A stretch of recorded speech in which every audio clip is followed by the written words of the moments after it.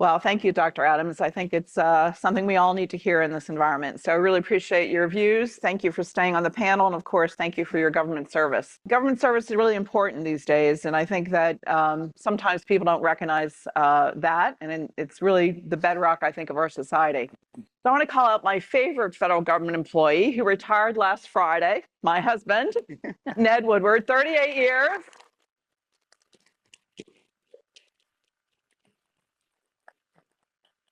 38 years. So thank you, Ned, for your service.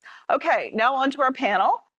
Rich Ives, sitting right here to my right, a senior vice president of business insurance claim at Travelers and leads business insurance overseeing workers' compensation, general liability, auto, property, specialty claims, and international claims. There's a lot of claims that come into a big company like ours, and business insurance is his specialty. He has really driven corporate strategies in the United States and Canada, providing thought leadership on issues like opioid addiction and workforce challenges. He also serves on the board of the Workers' Compensation Research Institute. We're incredibly lucky to have Rich's leadership at Travelers, and we're especially grateful for him joining us today. Next up, we have Ramona Tanabe, President and CEO of the Workers' Compensation Research Institute, which is an independent, nonprofit research organization providing objective data analysis on workers' compensation systems. They conduct original research on major issues confronting systems and look at individual state-based systems. So thank you both for joining Dr. Adams. I'm going to kick off. Rich, we're going to go to you first. First question. We've heard the state of work of mental health just now. From where you sit, what is the most important trends you're seeing in workers' compensation with regard to mental health? Thank you, Joan. It's a privilege to be here, and thank you for your passion around this topic. We think that this is an important one for the health and well-being of businesses, and that's at Travelers what we're driven toward. Obviously, we see a direct connection, correlation, if you will, between personal well-being and the success of businesses, and that's certainly a passion of Travelers. So a couple of stats. First of all, external to our organization, the American Psychiatric Association completed a survey more recently, and that survey really brought forth that 92% of workers who completed that survey said that emotional and working for an employer who supports and promotes their emotional and well-being was important to them. Furthermore, 77% of the workforce reports being in a situation of stress within the last month, and so those are just a couple of external statistics. Now, we believe that when you think about personal wellness, think about a leading cause of accidents. We see this all the time, that distraction is certainly a leading cause of accidents. So in that way, personal well-being, mental wellness certainly can help promote the safety of the workplace. But additionally, as the leading writer of workers' compensation insurance, we also see that psychological and social risk factors deter recovery after a workplace injury. And we've done a lot of work on this. I'll share a little bit more as we go about what we mean by psychological and social risk factors, but it has a very practical realness in delaying somebody's recovery and having them return to function and return to work capacity, which certainly impacts businesses overall. So that's something that we're pretty passionate about. Yeah. Thank you. Ramona, I want to go to you. So you've been at the Institute a long time. What are some of the most pressing things today that you're researching? And tell us why you chose those topics and what you're seeing. Sure. So workers' compensation is a balance between appropriate indemnity payments to the injured worker, adequate medical care, and a balance to affordability for employers that are competing in a global market. And when we look at the research, it comes from either internal issues or things that are external to the workers' compensation system. So internal would be things like regulatory and legislative changes. And WCRI has a series of reports that tracks some measures across jurisdictions and also provides trends over time. As far as external forces that are affecting workers' compensation, we recently put out 2 reports on changes to the workforce.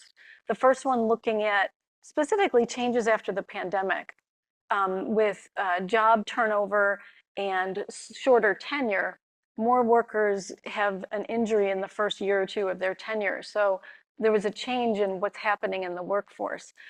The second report we put out was looking at changes in the medical workforce. What types of providers are providing medical services to injured workers? Not just specific to workers' comp, but we've seen with the provider shortages, more advanced practitioners that are picking up some of the work that's being done, those nurse practitioners and physician's assistants. And then we also look at external factors such as artificial intelligence, recreational marijuana laws, and weather-related events. We put out 2 studies on weather events. The first one looking at what happens to claims during an extended period of excessive heat. And we saw an increase, not just in people that were working outside, but all of us that work in places that might be a little bit more warmer than they are normally. The second study that we put out looks at the effect of states that implemented heat policies and compared to states that did not implement heat policies. And then finally, there's a number of issues that arise with medical conditions. So looking at things like prescriptions, we talked about the opioid crisis that happened, and specifically looking at not just opioids, but alternatives to pain medicines. What's being prescribed, how frequently is it being prescribed? Also looking at mental health as an important issue for workers' comp as it's becoming more and more recognized. Can I just really quickly jump in here? When I was Surgeon General, I put out a call to action warning about the dangers of increasing marijuana use amongst young people and pregnant women. And I got a lot of heat. Got a lot of heat from folks up here in the Northeast and in New York because we were and continue to have this conversation about recreational marijuana. But I'm glad you brought that up because it's a challenge at work. If someone's driving a forklift and they're, they're high, whether it's because they're taking it as medicine or recreationally, it's a problem. The last time I was here in New York, I gave a talk at Mount Sinai. Went to get coffee at 7 in the morning, and I walked by somebody who was literally sitting out on the street smoking marijuana at 7 in the morning. We've normalized this to a degree that I think is troubling. And where it ties in with mental health is that there are a lot of people out there with unrecognized, untreated, unaddressed anxiety and depression, as I told you. And they are self-medicating with marijuana. And what's the challenge there? This isn't the Cheech and Chong marijuana of 20 years ago. Marijuana used to be 4% THC. Mm-hmm. So one of the points I make is 4% is a light beer. If I filled this cup up with a light beer, with Miller Lite, and chugged it right now, would I be okay to go out and drive around the streets of New York? Probably so. I wouldn't be legally drunk. Marijuana today is now 20, 30% THC, and that's in the leaf form. If you actually vape it, like the college kids are doing, it's 80% THC. If I fill this cup up with grain alcohol, that would be the alcohol equivalent to the THC content in marijuana today. If I were to fill this cup up with grain alcohol and chug it, would you all drive around the streets of New York City with me? And so I just say that to you all because we need employers to really be thinking about these things and pushing the conversation because, quite frankly, Congress hasn't been willing to have this conversation on a federal level to the extent that they should. And at the state level, I think all they're seeing is dollar signs. And, and so employers need to say, this is a challenge for our employees, and it's also increasing mental health issues in children. And as you all know, 50% of the people covered under your employer insurance plans are the spouse and the children. No, thank you for that. Such an important topic. And again, we've normalized a lot of this behavior in the workplace. If we're not calling out our employees, we're recognizing it first to recognize which employees might be at risk for this. So thank you for that. I want to go on to defining behavioral health. And Ramona, you've done some work here. Can you tell us about that? We have done work in the area of behavioral health, specifically in workers' compensation.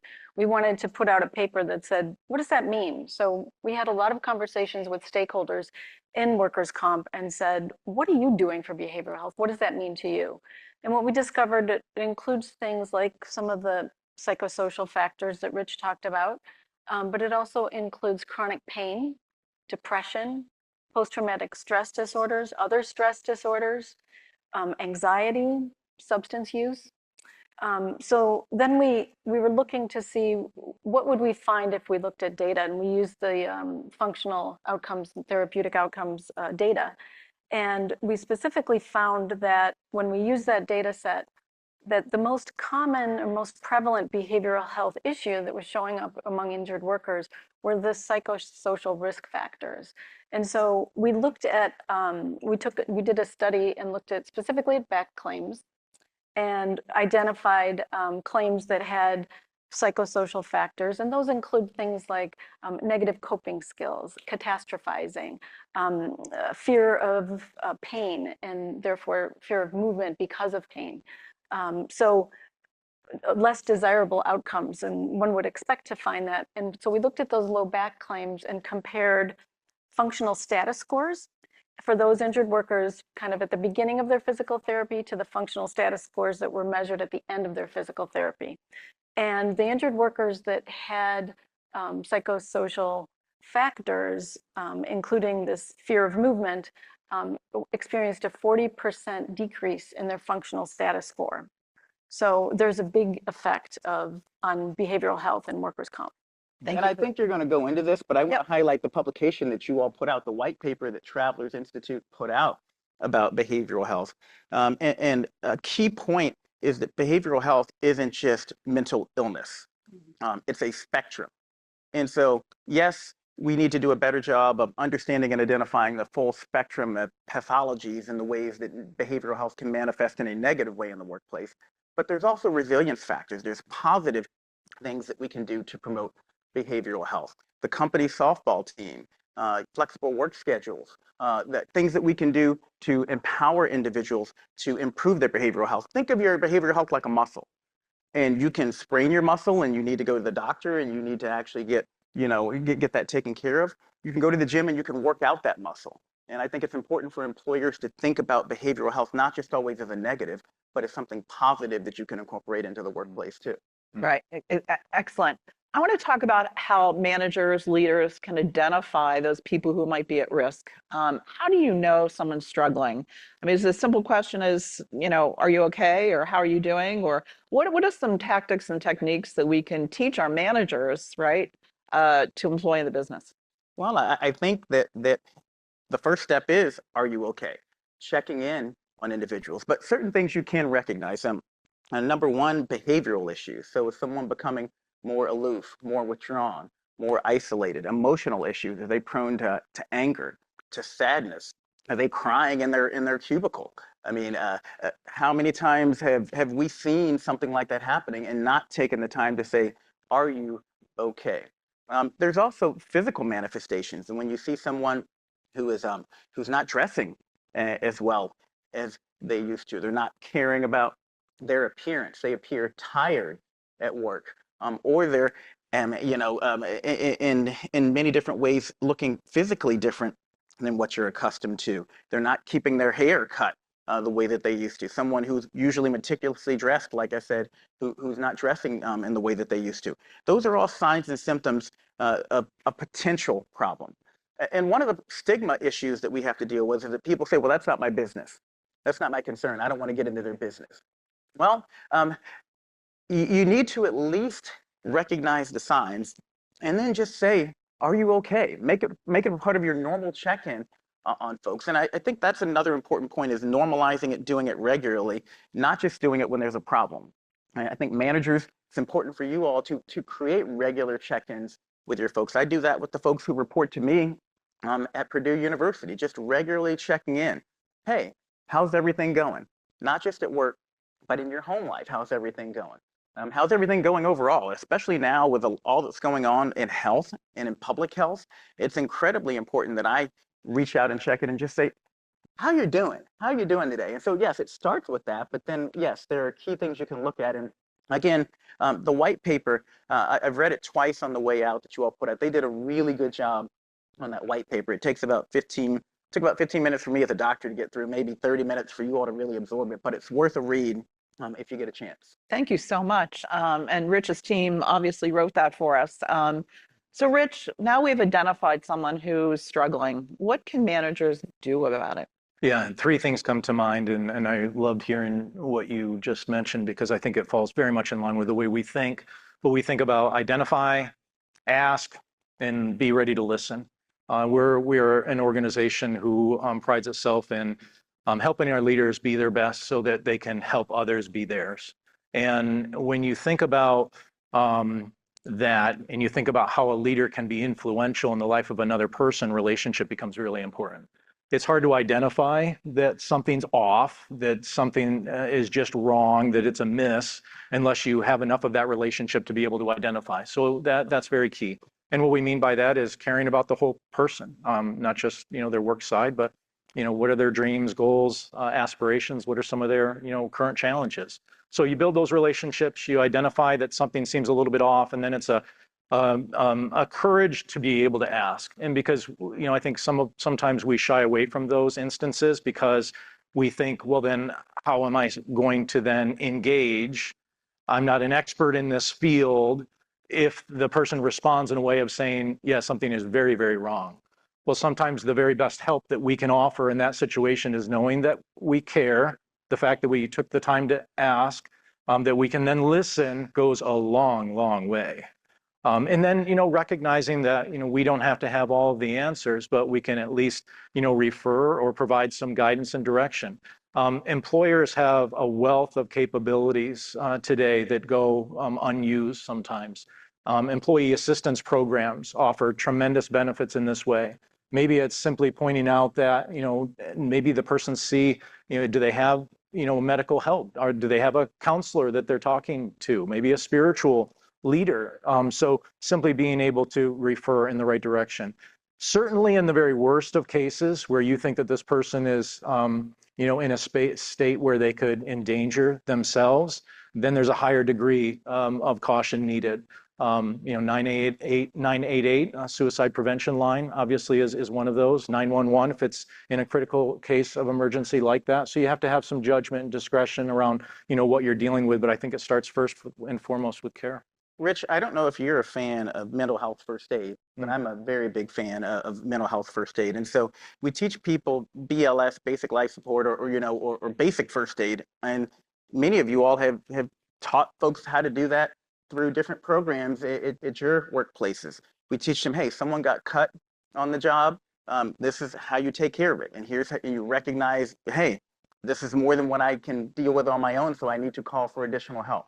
Mental health first aid is a formal training program. It takes 6 weeks to go through, but we're doing it in schools, we're doing it in workplaces to arm people with the tools that they need to recognize there's a problem, all the things that you mentioned, ask, identify, listen, and then recognize when it's appropriate to refer for a higher level of treatment. And it gives people the confidence to actually feel like they can have those conversations because they've gone through a formal training program. So not everyone's going to do it, but I just want to mention that to you all in case you hear about it, because if you want to take a deeper dive, it's a great tool for you to give to folks to empower them. Thank you for that.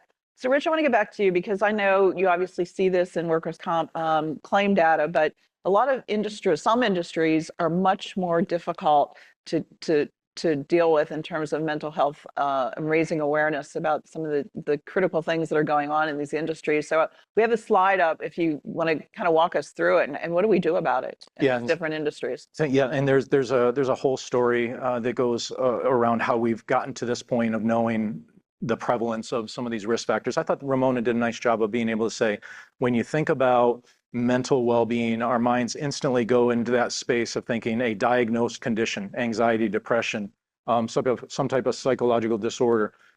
That we would say is the tip of the iceberg. You heard Dr. Adams talk about the fact that mental well-being is a continuum. So when you think about psychological risk factors, Ramona mentioned a few, such as pain, catastrophizing, fear avoidance. We would add a few others to those. Perceived injustice, somebody else is responsible for my circumstance. Think about how that might deter from you being able to reframe and be positive and optimistic on how am I going to work myself out of this situation. Others, just maybe the lack of positive coping skills. So we would add those. What we then did is we developed a questionnaire We don't come out and ask somebody that question. Obviously, it's kind of hidden a little bit in the way we interact with an injured employee. But then we're able to identify, is this individual someone who has a psychological or social risk barrier that's going to potentially delay their recovery? That's what this is. And would it surprise you if we said 40% of injured employees who are losing time from work have at least one psychological or social risk factor? The whole reason of being able to identify that up front is how critical that is then in being able to offer supportive services, capabilities to change and otherwise what would be an unfortunate outcome. So this work for us really started more than 15 years ago. Well, we set ourselves out on a mission to try to get ahead of chronic pain. And chronic pain, if you're not familiar in that space, you think about the acute pain phase right after an injury that everybody goes through. But the acute pain phase is only supposed to last for a certain amount of time. Chronic pain then happens some many months later.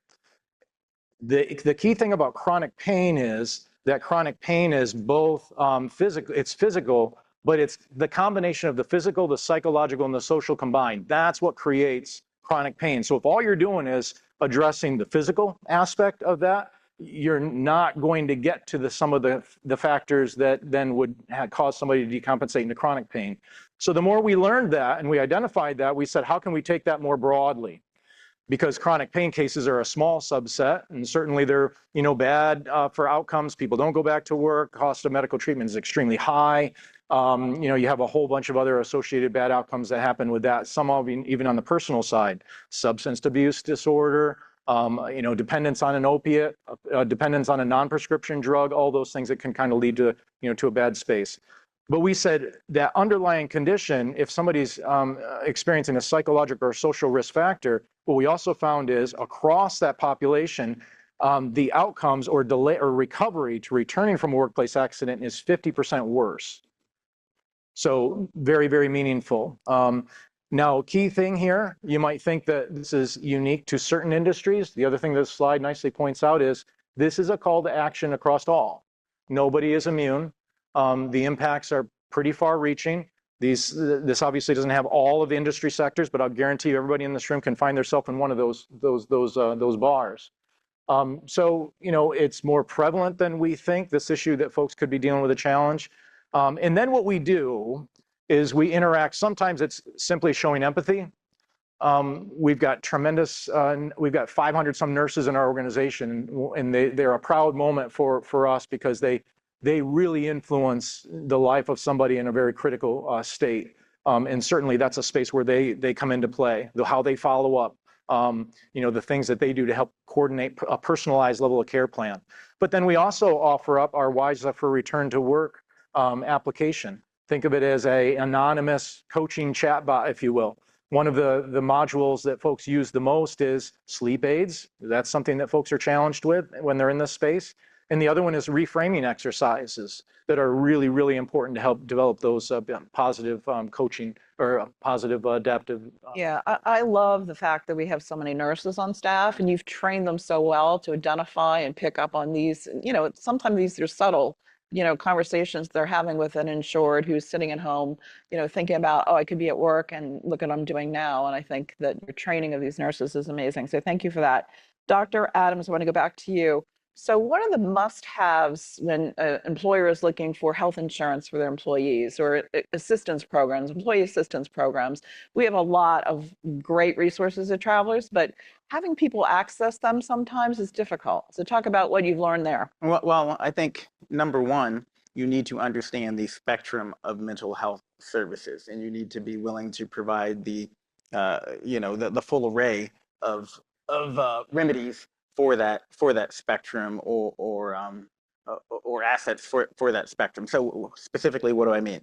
Many places will cover severe mental illness, but they won't, or will cover anxiety and depression, but they won't cover substance use disorders. And so we need to make sure coverage is key. We need to make sure that you're also covering your network that's appropriate. It is hard. It is incredibly hard to find mental health providers in communities across America. And so you can have a card, but if your card doesn't allow you to see the doctor that's closest to you or the doctor that's right for you, and that's another thing that's important, is many people oftentimes have to try on 2 or 3 or 4 different counselors with social workers and mental health workers before they find the right one. So making sure your network is appropriate and has people who look like the individuals in your workforce who they can relate to. Again, I mentioned the challenges that the LGBTQ plus community has. If they're going into someone who they don't feel like can relate to the unique issues that they're encountering in their day-to-day lives or in their workplace, they are not going to be able to be successful and to thrive. Technology, and Rich, you mentioned technology. I think we're at a watershed moment in health and physical health and mental health with AI, with chatbots, with wearables. We need to make sure we are thinking about and covering and including the full array of electronic, of digital assets as we tackle mental health issues. Those are just a few things that I think need to be in our programs, and they ultimately they need to be accessible within the workplace. I mean, some of these programs, and I actually have advised some government agencies on this. There's the EAP office, and everyone sees you walking in, and and there's a stigma attached to it there. We need to make sure there are ways that folks can access these services in a non-stigmatizing fashion within the workplace, that they know about them. Also, many employees don't know. The average company you go to, most employees don't know that they have an EAP program, much less how to access it. Right. Ramona, talk to us about your point of view about behavioral health and then workplace incidents, things happening on the job that maybe we could have prevented from happening because of mental well-being. Sure. Employee wellness programs, have a physical component that would be an ergonomic assessment or nutrition consulting or fitness programs. And all of those affect musculoskeletal health. And so if someone is healthier in that fashion, perhaps there's less incidence, less propensity to have a workplace injury. They also cover some of the mental health that comes along with employee wellness. So looking at stress reduction or telemedicine, telehealth, to be able to see somebody that is available to you in anywhere.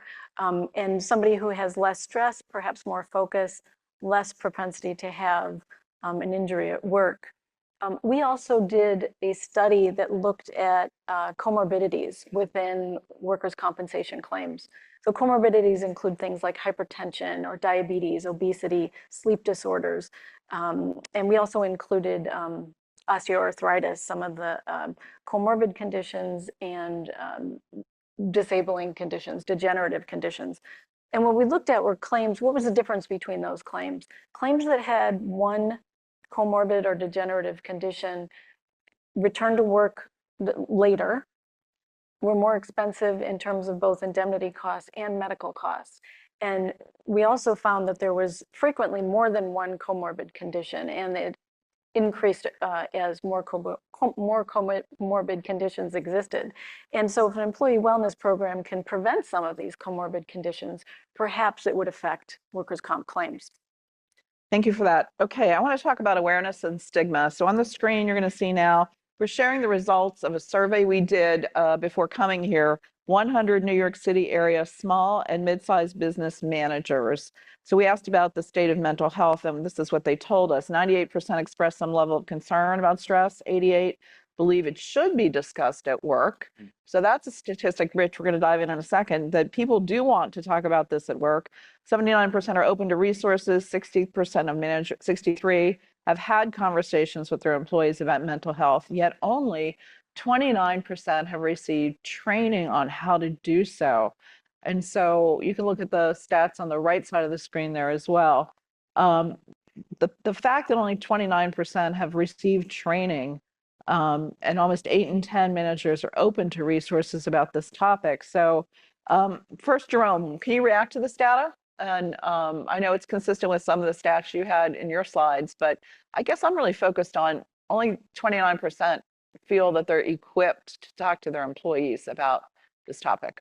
No, I'm so glad you all did this, because you have to start with data. If you don't have data, you can't. You have to measure it to move it, and it's important for I think folks to, there's a very real statistic. 70% of people think they're above average drivers. I'll let that sink in for you all for a second. When surveyed, everyone thinks that they're performing better than the norm. And so it's important to reorient people to reality. And the reality is that 88% believe mental health should be discussed at work. Almost 9 out of 10 believe it should be discussed at work, but only 30% have received training on how to do so. So what that tells you is we're not equipping people to do their jobs or what they expect that they should be doing in their jobs. That means we're failing them. That's how I feel when I see that data. And it means that we've got some work to do. The good news is that, again, mental health first aid, basic training, those resources are available. It's not hard for us to put people in a position to feel like they can actually have these discussions at work. 80% are open to resources to help with their mental health. Just sharing that with all of your managers can alleviate their anxiety, their stress, the stigma that will prevent them from feeling like they shouldn't be asking someone if they're okay when they see them crying in the cubicle or when they notice those signs we mentioned earlier. So I would encourage folks to use this data. If you're not at Travelers, to do similar mini surveys within your workplace to understand, hey, what's going on within our community, and then share it with folks so that, again, they don't fall into the 70% thinking they're above average drivers trap. So you're talking to a bunch of insurance professionals. When you're talking about 70% of us think we're good drivers, we know that people are overconfident, and we certainly see that in our data. I thought you were saying we know we're good drivers. Oh, we're totally good. So I want to talk about generations. Is there a stigma, or I know in the olden days when I started my career, no one's talking about this topic, and it was a taboo, it was a stigma, and so now we have evolved, thank goodness, and the awareness and the stigma seems to be, stigma hopefully is going away, but how do you think about older generations, younger generations in the workplace? And again, a lot of people, Rich, as you say, don't want to talk about this topic out loud, right? So stigma in the workforce. So some of it I would say is organically starting to happen. Here's what I mean by organically starting to happen. We are currently living in a time when we could have really 4 generations in the workforce. That's a pretty interesting time in and of itself.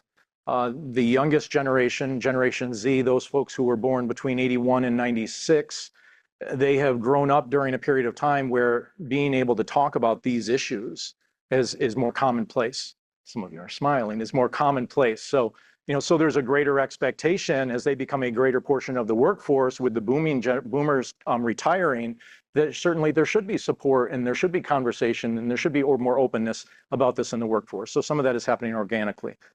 Second, how do you influence it? I think by normalizing the conversation. Again, going back to some of those simple things of showing that you care. A leader can have a significant influence in the culture of that organization. So, we certainly think that that goes a long way to helping break that stigma. One of the most important things you can do is lead by example. Share your own stories. Practice good mental health, and show that you're taking breaks. Don't just tell other people take breaks. Yeah. Show that you're taking breaks. Show that you're creating boundaries at work, so that it gives the people who report to you permission to do so. Stigma is it's getting better, but I still tell people stigma kills more people than fentanyl does, because it keeps folks in the shadows. It keeps people from asking for help. It keeps people from being willing to accept help. We need to not just be examples ourselves, but share examples. So Naomi Osaka, the tennis player, Kevin Love, the basketball player, Noah Lyles, the track star, they're out there talking about mental health and wellness. And I think that normalizes it, particularly to the younger generation. But you asked about generational issues.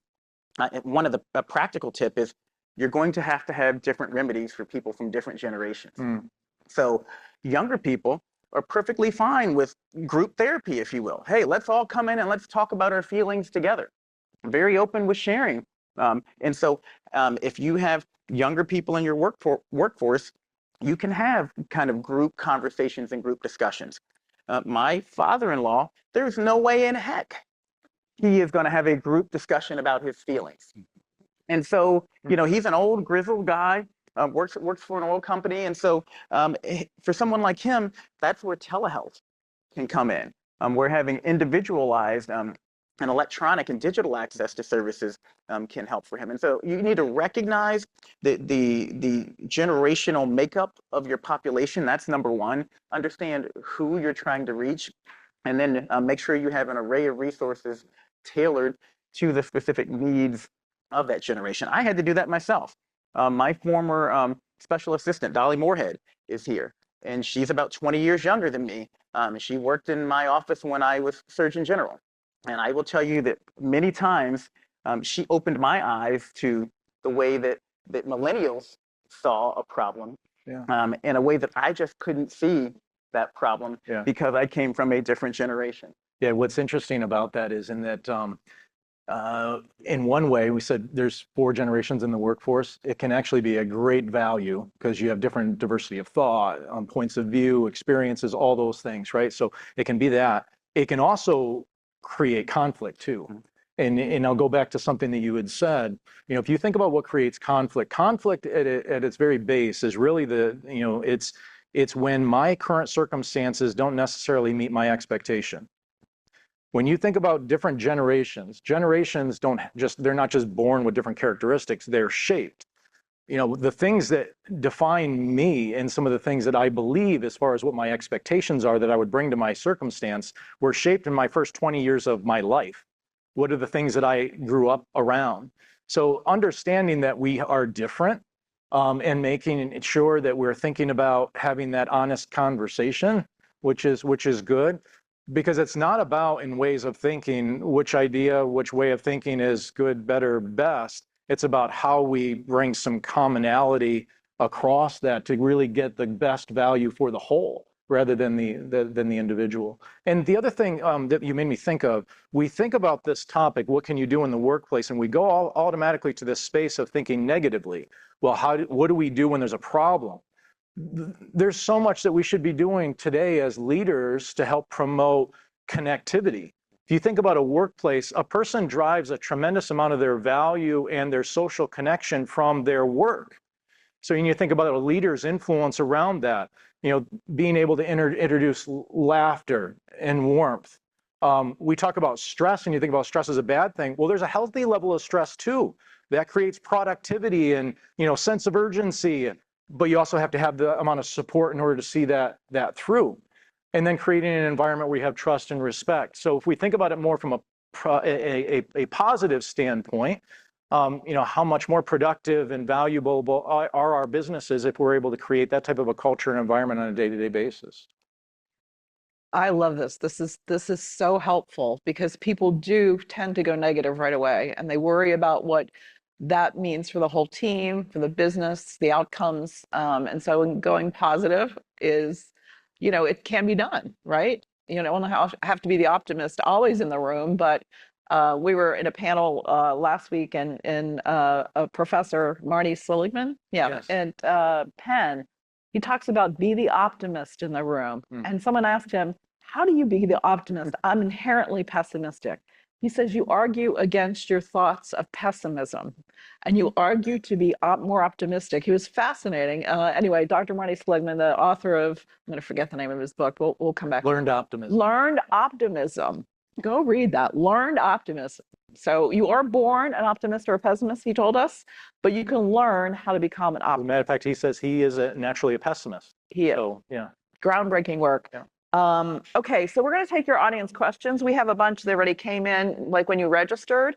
So we have those here. So we're going to have microphones in a minute, but first I'm going to do a deep dive on workers' compensation because Ramona is the expert. So what are the challenges now and opportunities maybe with the workers' comp system? And are all insurance carriers talking and thinking about mental health like we are, or is there more education needs to be done?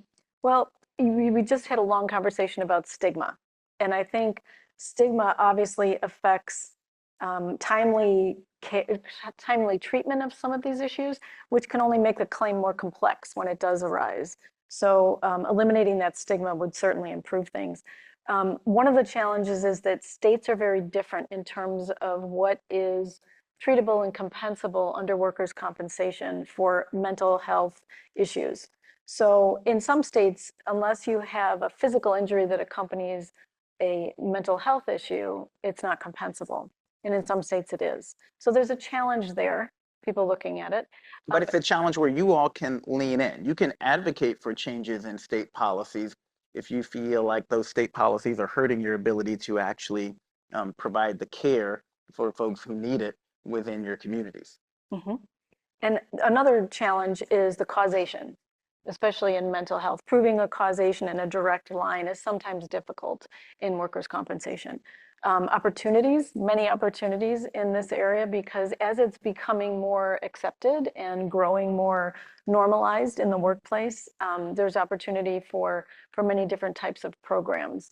Some of the safety has never been a question in workers' compensation. Nobody would argue that we want a safe workplace, but it's also becoming a psychologically safe workplace. That's kind of part of the conversation, is moving toward that as well.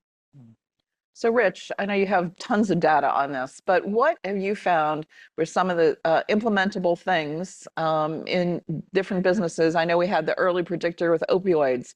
How do you tell if an employee or a workers' comp individual is going to be addicted, and you have that early predictor? What are some of the other specific examples? Yes, and my friend and colleague Eric Rowan is actually in the room, and so partnering with his team and his organization, we've developed a bunch of different models that help us, because as an organization we've got scale, we've got data, so the ability to then go and build regression models and say what are the factors that can help us predict that somebody is likely to decompensate into chronic pain is one of the underlying factors of our early severity predictor program. So we implemented that, some time ago. I want to say about 10 years ago now. So we've got some time and experience with that. We find that outcomes in our approach can be as much as 50% better through that program. And then we think about win-wins for all. It's obviously a win-win for the business, for travelers, but for the person, being able to, help them with their recovery and that they don't decompensate into chronic pain is huge. We've seen a significant reduction in opioid use, both the severity of prescription as well as the frequency and utilization of. I talked about WISA for return to work. Almost all of the injured employees who use that app say that it helped them in their recovery. And we see 20% better outcomes when they do. So we've got some statistics around our approach that lead us to believe that we're onto the right path. Yeah. I comment on the predictive analytics part of it because it's just something that I'm passionate about. I've coined this term, I'm discussing this term, digital health equity. And as we have AI, as we have devices, as we have the ability to use technology to predict and put people into groups, there's the real potential for bias. And so when you talk about identifying folks, that's great. But what do you do once you identify them? Are you identifying them to screen them out of job opportunities, of services, or are you identifying them to direct them towards proactive resources that can help them? I think it's important that you're thinking about that and that you're having these conversations, because who is most likely to have higher degrees of psychosocial risk factors? People who are part of marginalized communities, people who live in poverty, people who are Black and brown, people who are LGBTQ+. And so we want to make sure we're identifying these folks, but not identifying them in a bad way. And quite frankly, that is a concern about using these newer technologies in the insurance industry. Are we going to be screening people out or charging them higher amounts or determining that they are higher risk because of something that is beyond their control, because of their environment, their zip code, as opposed to something that they actually have control over? No, thank you for that. So at this point, if you have a question, raise your hand. We want to get a microphone to you early, but we're going to have another one over there. So what is the bright spot for us, Dr. Adams? What are you seeing as hopeful? You talked about AI and how it can be used. But what are the bright spots in your mind? There are, and yeah, we've had some heavy conversations, lots of bright spots. Technology is a bright spot. It is absolutely increasing accessibility to folks through telehealth, through apps, Calm, I mean, and I don't mean to push any particular app, but you know, it's the one that many people know about. It's teaching people meditation. So technology is giving us the opportunity to do things that we never could do before. I mentioned lowering stigma. You have prominent people out there talking about mental health in a way that helps lower stigma.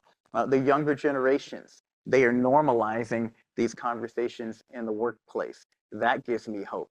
The fact that we're having this conversation today, that gives me hope because again, unfortunately, a long time ago, we cut the head off from the rest of the body. And what I mean by that is we said, if it happens from here on down, your insurance will pay for it and the doctor will see you now. And if it happens from here on up, and it's not just mental health, it's vision health, it's auditory health, it's oral health, you know, then that's a whole different insurance program, different people that you see. We're having more conversations now about holistic health. I was actually at the America's Health Insurance Plan's annual meeting in Baltimore 2 weeks ago. And the big conversation was about integrative health and making sure when you're coming in for your primary care visit, they're checking your blood pressure, they're checking your heart rate, they're checking your mental health and wellness. And so those are things that are giving me hope. And I just want to thank you so much, Joan, again, for being a cheerleader, the cheerleader in chief for this effort. Actually, it's our CEO. He started this effort with our employee mental well-being initiative many, many years ago, and he just prioritizes it. And he talks about it in our all-employee meetings, saying, look, this is the way we're viewing it. We want you to use these services. We're paying for them. Please come and use the services that you have. And he literally gives out his cell phone and his email to people saying, reach out to me. Like personally, he does. Love that. Quite amazing. I don't know if I would do that, but well, and it's going to take more of you all doing that. And I promised I wouldn't get political, and I'm not getting political here. But the reality is a lot of the federal involvement and oversight and support for these initiatives is getting pushed down to the state and local level. And that is what we're going to continue to see as a trend for the foreseeable future. So that means we aren't going to be able to rely on SAMHSA and NIH, SAMHSA to provide the programs, and NIH to do the research, and CDC to do the surveillance. And I mean, that is, I think, an objective reality that we can all acknowledge. So it's going to be more important that companies see the value in this and that they invest in these endeavors within the workplace, within their communities, and support their states as they explore policies to be able to understand the burden of disease and communities and the opportunities and programs that will help us address and improve mental health. Did I say that without getting into trouble? You did just fine. We had this little conversation about no one wants to be political. We just want to be successful. We want to live great lives, you know, and so I love that you talked about civility. Okay, we have a question in the back, and then who else has another question? We're going to get a mic over to them. All right, let's go here first. Ma'am. Good morning. My question's for Dr. Adams. Is there a difference in the efficacy of mental engagement, whether it's telehealth, virtually over a screen, or via text, or in person? Or is it more important that people are just accessing it somehow wherever they see the need? Rich and Ramona, feel free to jump in. I think I love that question. And so the easy answer to your question is it depends on the person. That's one part of the answer. That some people are going to respond better by text. Some people need face-to-face. And so we were having this conversation at dinner last night about work from home versus not work from home. Some people are more productive when they're working from home. Some people are less productive when they're working from home. So you need to understand the person. But that said, we also need research. We need to understand how we optimize the support systems for different people. So not all text apps are the same.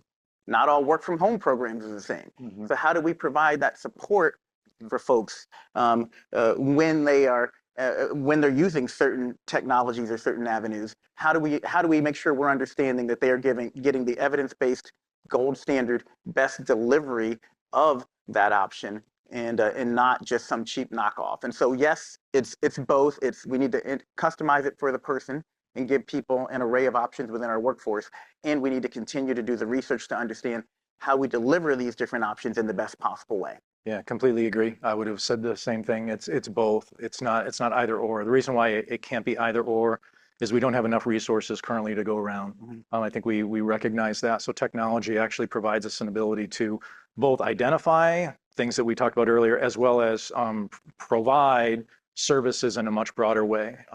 However, no surprise, this is probably part of our culture, because we believe in art and science. We believe in using technology to have the effectiveness of our personal touch and abilities go even further.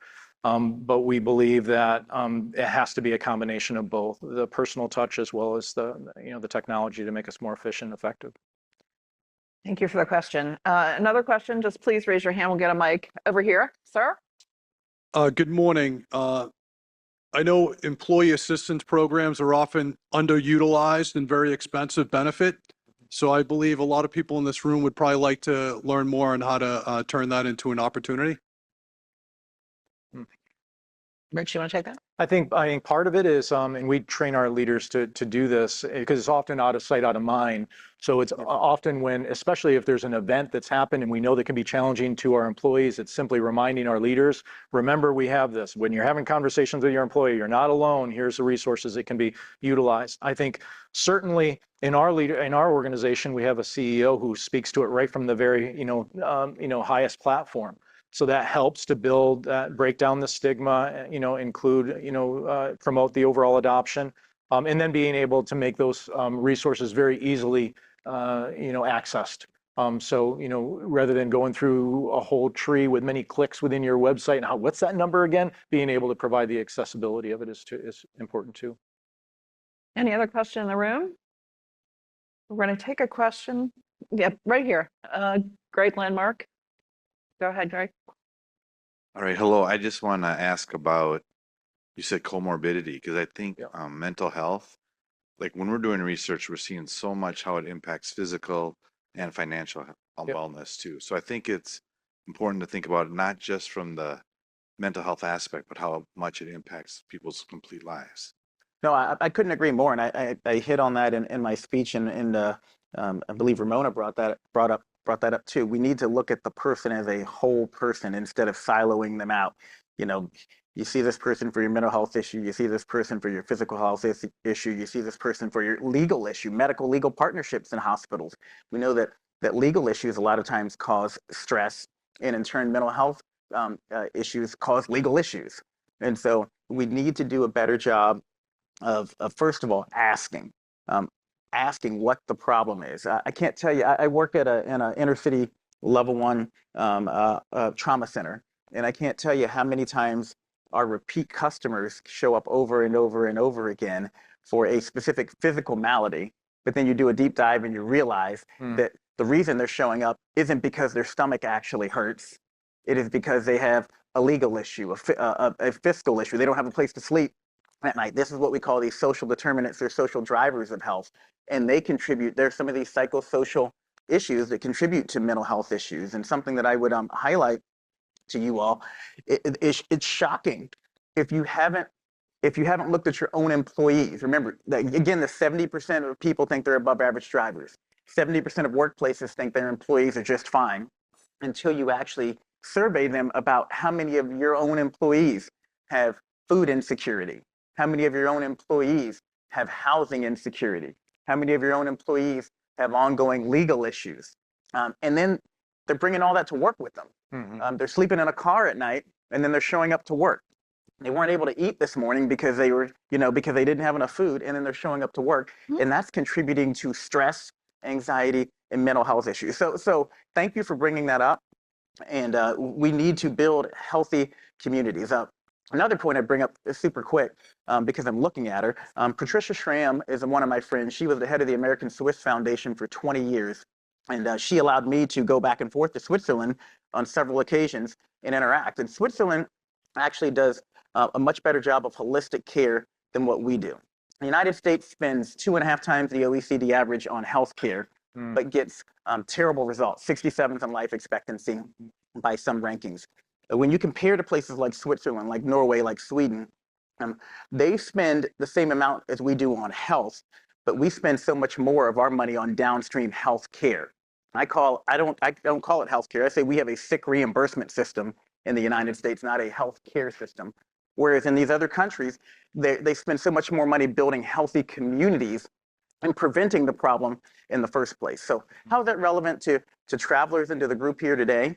If you invest in upstream prevention, if you invest in building healthy communities, if you invest in building overall healthy environments, people will do better. Sweden has the happiest people on earth.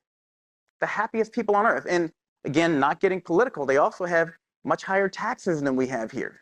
And they use those taxes to then reinvest back into the community. I'm not advocating for tax policy here, but what I'm telling you is that when you invest in healthier communities and people feel supported and have their needs met, they're going to be happier, they're going to be healthier. Okay, I know a lot of you are saying they're serving lunch to me at 11:20. We wanted to do that 2 reasons. One, our live stream, thousands of people are listening, and we want to get to the next panel pretty quickly right after this panel. And secondly, we wanted to feed you because we have to be out of this room at about 12:15-ish. So please eat up. If you can, just scoot your chairs in a little bit. This is a very tight room. I want to give the servers a little room so they don't bump into you. That would be great. And we are going to continue with this panel, and then we're going to move on to the next one. So if you do have to use the facilities or something, obviously, go ahead and do that. Rich, did you want to add something to that? Yeah, and by the way, we do see that mental well-being is as important as nutrition and physical exercise, but you do need to eat. So our way of caring for you, making sure that we're not delaying your eating. Now, a thought on comorbidities. Comorbidities are, what are some of additional comorbidities other than mental? Obesity, diabetes, and then obviously you get to some of the the mental aspect as well. Failure. Exactly right. Yep. So here's a couple of interesting stats for you. When somebody has one comorbidity, the cost of a workplace claim, so think about that as synonymous with how long it takes them to get well again and return to meaningful work and function. The cost of a workplace claim doubles. When they have 2 or more, it's 5-fold. Now, that's an interesting stat. Why is that important? The prevalence of comorbidities is getting more increasingly pronounced because of the age of the workforce. Our workforce is not getting younger, it's actually getting older. The reason it's getting older, there's not as many new entrants coming in, and the boomer generation is becoming, is a large portion of the workforce, and they're getting older.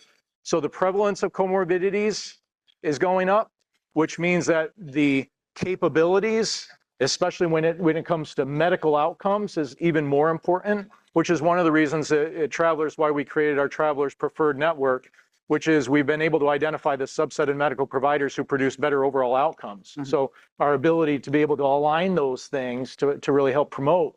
And then as physicians and treating physicians know that we have that capability, their motivational interest is if they do deliver better care, they go higher in the sort order, if you will. Yep. So there's a motivational factor there for them that we're helping with too. Okay, we have a question coming in from someone at Gallagher, Jesse Enon King. Have you seen trends in more mental health related claims since working from home began during the pandemic? So are mental health related claims gone up in your data that you see? So I would say, as it relates to a diagnosed condition, we don't have any data that would go one way or the other. I would say when you broaden it to these psychological and social risk factors, and we talk about how social connection is very, very important. And when we look at our employee data from surveys, we find that there's a higher level of engagement with folks who either work full-time in an office or work in at least a hybrid type work situation than remote. Folks who work in a remote work environment, they feel less connected, less engaged. Therefore, when you think about some of the psychological social risk factors, I would say it probably has not helped. It's probably hindered the situation. But when you look at the data, you see that people who have flexible work arrangements actually are happier. Yep. So if you're a parent, as many of us are, and you have the ability to take off to go to your kid's doctor's appointment, you're going to function better at work. And so I think we have to not get sucked into the either or, the all or none, that you've got to be at work 100% of the time, or I've got to allow you to be at home 100% of the time. I agree with you. Being at home does increase isolation, but we're learning about different models where we can continue to encourage engagement and allow engagement even when people are working at home. Yeah. That is important. And I think not abandoning flexible work arrangements in this current cultural push to bring people back to work is going to be critical, because I think you're going to see depression and anxiety increase if you're forcing these parents to, and other folks to be at work 100% of the time. I also think from a workforce participation issue, many women have checked out of the workforce because of lack of flexible work arrangements. Many older people, I think, would participate and stay in the workforce if there were flexible work arrangements. So I guess I'll finish by saying it's nuanced. It's not all or none. And we want to make sure we're providing people with flexible work arrangements. And when people are working at home, we want to think about how are we keeping them engaged in the workforce, both for the workforce's benefit and for their personal benefit when they're not seeing people and interacting with people every day. Okay, any closing thoughts? We're going to close this panel. We're going to take a very, very short break, which is why we fed you first. We're going to get back here at 11:40 sharp, because our live stream is going to start then. But closing thoughts on this panel, Rich or Ramona? Actually, Ramona, do you have anything, any bright spots that we should look forward to? I think the engagement of everybody in the workers' comp community, all the stakeholders on mental health has really changed where it's headed. And I'm looking forward to seeing where it goes next. But you're optimistic. Yes. Dr. Adams, anything? I'm going to keep it very simple. Good health, including good mental health, is good business. And so the more we invest in improving people's physical, mental, emotional, and spiritual health, the more we will see healthcare costs go down, the more we will see absenteeism and presenteeism go down, the more we will see productivity go up. And the more we'll see the stock market here at the New York Stock Exchange continue to go in the direction we want it to go in. There's some green today I saw on my screen, so that's good. All right, listen, thank you so much for your attention. Please join me in thanking our amazing panel and be back here at 11:40.